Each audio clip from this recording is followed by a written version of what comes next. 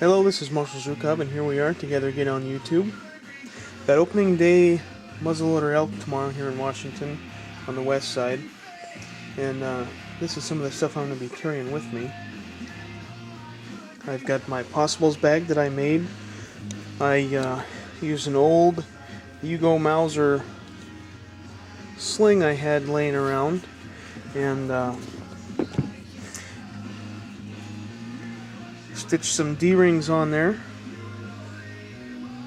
Then I used the existing holes after I cut the old stitching so I could wrap it through the D-ring, and then drilled a couple more holes in the sling so I could adjust it at different lengths with the existing little brass button. I robbed a pair of shorts that had a elastic strap on it around the waist, so that'll hold things nice and snug in there. And pretty much everything here is going to be inside the bag except for my powder, black powder substitute. It's the double F black powder equivalent. But inside I've got the ball starter, and I stitched in some pouches for my speed loaders.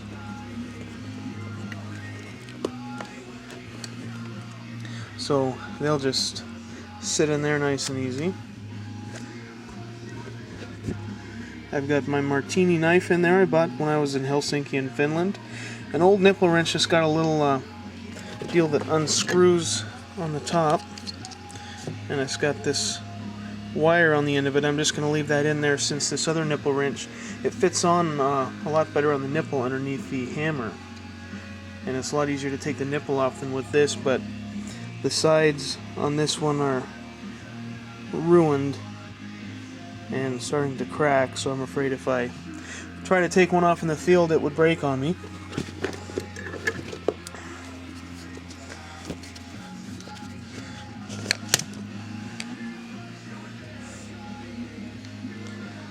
So it took quite a few hours of stitching, but I bought some black oil tan leather,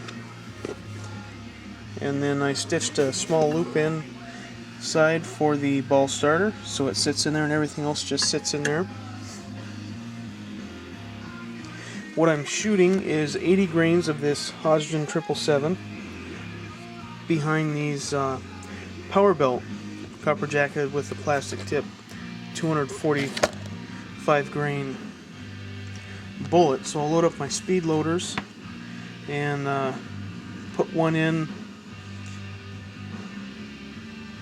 the rifle, and then I'll have two more I'll put in my pocket. Hopefully I won't need them, just one should do if I see anything. So I've got some number 11 primers that go on the nipple and an extra nipple around here somewhere.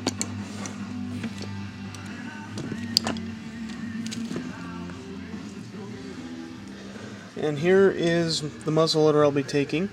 It's a Connecticut Valley Arms. There's no model number or anything on it, so I have no idea what model it is. It's an aftermarket ramrod. The wood one broke, but this fiberglassy plastic one works really well.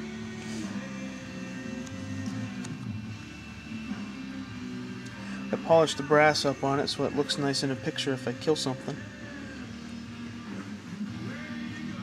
And I did refinish the stock. It was not in that great a shape, but what I'm going to do, since I'm going to clean it again before I take it out, is we'll just do a quick way that I clean it with soap and water.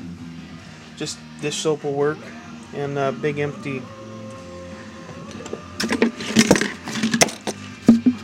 mayonnaise jug or gallon jug or whatever, 5-gallon bucket, some hot water out of the bathtub, and soapy, put some soap in there to make it soapy, and we'll get the rifle taken apart and get her cleaned up here.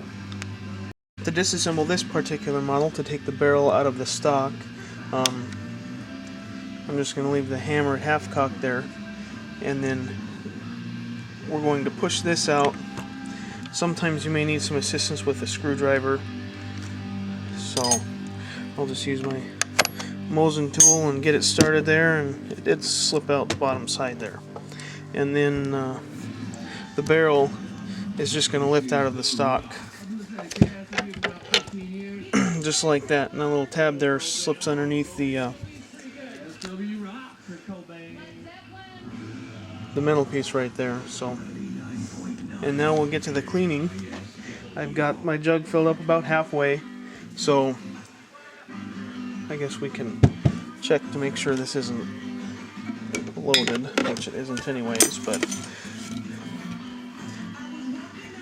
the way you can tell is the ramrod goes all the way down like that. If it was loaded with any type of charge, depending on how much powder is in it, there could be varying amounts of powder that stick out, make the rod stick out the muzzle like that. So this is not loaded. I'm going to leave the nipple on it. Just dunk it, just let it sit in there for a minute. And then I've got an old shotgun brush. And then just go up and down, put patches on it, and go up and down, and let the water suck up in there. It sucks up in there with the patches on it. It's not really turning it very dark yet, but this stuff is supposed to be cleaner. This Hodgson is supposed to be cleaner than black powder, so I'll get some patches on here, and then I'll also throw some hoppies down the barrel and some other cleaners just to get all the residue and stuff out of it. So this is the one patch that I had on the brush, and it's actually pretty clean. I don't know if that was just from swabbing it through the water or not, but the water itself really doesn't look that dirty. What I'm going to do is dry out the barrel. I'm going to take some patches and run them dry patches through there. I'm going to take the old air hose that doesn't have any pressure in it. Get her pumped up and blow all that water out of there.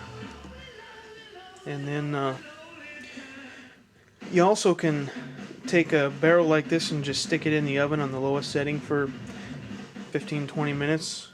It'll get real nice and warm. This is what I'd recommend if you're gonna, before you store it long term, is